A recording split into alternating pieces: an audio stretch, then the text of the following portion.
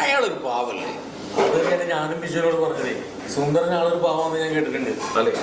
എന്തായാലും നമുക്കത് ചോദിക്കട്ടെ. അത് ചോദിക്കണം. ഈ പോളത്തിന് ആളൊരു സുന്ദരനാണ്.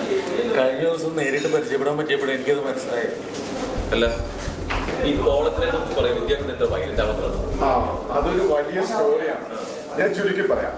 പോളച്ചന്റെ നാട്ടിലെ അടുത്തൊരു സുഹൃത്തിന്റെ മോനാണ് ഈ സുന്ദരൻ.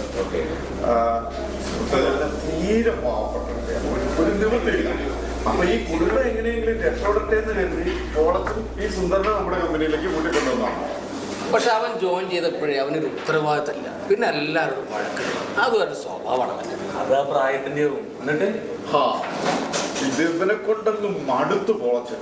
ദിവസവും വഴക്കും വക്കാണോ ആലമ്പും മടുത്തിട്ട് അവസാനം ഇവനെ ജോലിയിൽ തിരിച്ചു.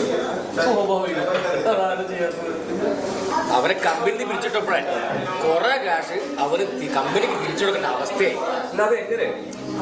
കോളച്ചന് അവിടെ ജോലിക്കാർക്ക് ലോണുകളായി കൊടുക്കാറുണ്ട്. അത് മാസം മാസം ഇൻസ്റ്റാൾമെന്റ് ആയിട്ട് ജീവനക്കാർക്ക് വാങ്ങിക്കും.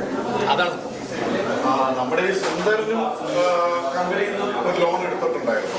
പക്ഷേ കൂടുതലെടുത്ത്